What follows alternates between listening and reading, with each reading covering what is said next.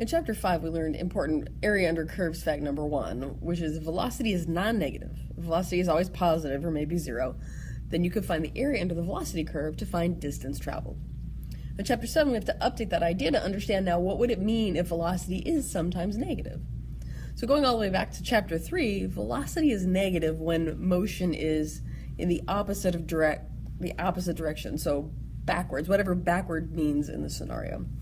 So here I have a graph of a velocity curve. It's piecewise and linear. And this models, totally fake, but you know, a scenario.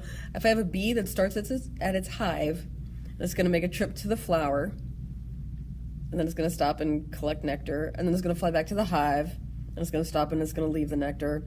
It's going to fly back to the flower and spend some time collecting nectar. Okay, so this is what the bee's doing. You can see my graph turned out a lot nicer in the picture than it did Xeroxed onto your paper, so you might like to update your paper to sort of look like this. And what I've done is I've colored in for you and computed the area of those areas between the curve and the time axis, between the velocity function and the input axis. So if the bee's flying, 100 feet per minute and goes for 2 minutes, it's going to get 200 feet. So that's the same area under curve that we've been doing. And think about what that means. That means the bee leaves its hive and it gets 200 feet, arrives at the flower. It's going to stop this part here. To clarify, that's the bee stopping for, 1 whole minute to whatever bees do at flowers. I don't know.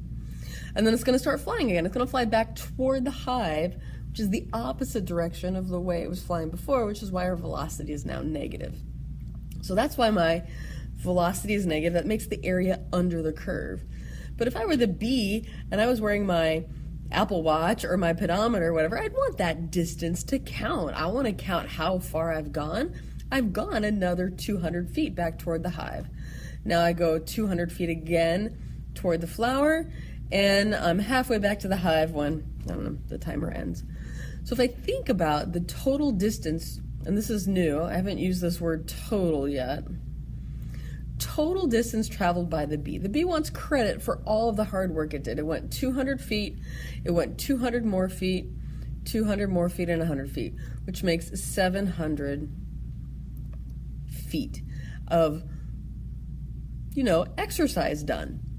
That's how much distance the bee has covered. We have a new idea to talk about, and that's the idea of displacement. Displacement means change in position relative to where you started. So this is kind of like 2 steps forward, 1 step back. Your displacement would just be 1 step. You've taken 3 steps, 2 steps forward plus 1 step back. So your Apple Watch would say that you took 3 steps, but you're only 1 step away from where you started. So think about this bee. He starts at its, the bee starts at its hive and goes 200 feet, but then goes 200 feet back. This 200 feet with the velocity, with the motion in the opposite direction, cancels out. And after, 5 minutes, the bee is right back where it started. So if the bee hasn't made maybe progress, but we've already computed. We know the bee has done 400 feet worth of traveling, but it's made no progress. So this displacement is about idea of progress, change from where you started. The bee goes another 200 feet and is halfway back to the hive when the timer stops. So what is the bee's displacement? It's this positive 200 minus 200 plus 200 minus 200, which simplifies down to 100 feet. And that's 100 is positive, so it's going to be 100 feet in the positive direction. And the bee was, for us, positive direction was from the hive to the flower. So the bee is between the hive and the flower, 100 feet from the hive, from 100 feet from where it started. So this is what you absolutely have to know for the AP test. If you're asked to find displacement, so displacement, it's change in position relative to where you started. That's found by integrating velocity. And that's what we used to do when we just integrated velocity. But back then we were assuming velocity was always positive. Here, displacement If I integrate velocity, I'm going to take negative areas, so areas under the curve, they're going to cancel out some of the positive areas, and you're going to find, like, what happened for the b, some of those are going to cancel out. But that's fine. You're going to do the math right there. The b's displacement over the first 10 minutes is the integral from 0 to 10 of v of t dt. So really, we can have an updated idea. Area under velocity curve, so the integral of the velocity curve, gives us displacement. We used to say distance traveled, but we were assuming that velocity was positive. Now that we're acknowledging velocity could sometimes be negative, area under the velocity curve gives displacement.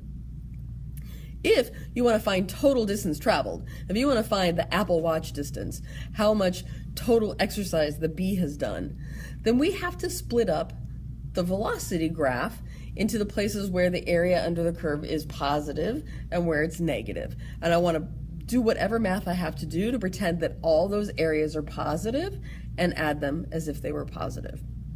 So there's a couple ways you can do that. You can make the graph and sort of label in the areas like I did for the bee, and then just come along and make a sum, taking them all to be positive. You can integrate the absolute value of the velocity. That's convenient if you have a calculator. Your calculator has velocity, has absolute value function built in. So here's an expression. If you were on the AP test and they asked you to write an expression for the total distance traveled by the bee, you would write this expression, the integral from 0 to 10 of the absolute value of the velocity. If you had to compute it by hand, it'd be your job to stop and figure out where the velocity changes from positive to negative or negative to positive. So for me, the velocity was positive on the interval from 0 to 2. So I can just integrate velocity. The velocity was negative on the interval 3 to 5. It was 0 on the interval 2 to 3. That's why I skipped that section. The bee wasn't moving, so there's no distance traveled. So I can find that area. If I use an integral, it's going to end up giving me a negative area, but then I'm going to take the absolute value to pretend like that area were positive. This were a positive area under the curve. This was another negative area under the curve, so I'm going to change its sign. And this is how I could compute by hand total distance traveled. They used to ask questions like this a lot on the AP test. They're definitely going to expect you to be able to write this expression, but this idea of splitting up at the zeros, we're going to do a couple to practice, but you'll find that that's not a focus so much on the AP test anymore. Okay, and then here, it's very common to be asked to give something's ending position. That's the starting position plus the displacement.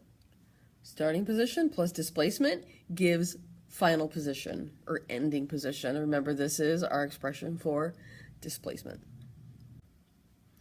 All right, so an example just to help us start to use this vocabulary. I have particles moving with this velocity is given by this function. There's my velocity function.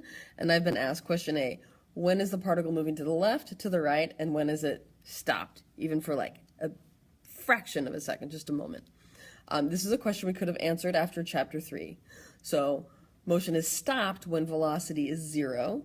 Motion is to the right when velocity is positive, to the left when velocity is negative. So we're going to consider this function, and we're going to try to figure out for what values of t on this interval is the velocity positive, negative, or 0. So I'm going to start by solving v of t equals 0, because it's only by changing through 0 that a graph could change from negative to positive. So I need 6 sine of 3t to equal 0.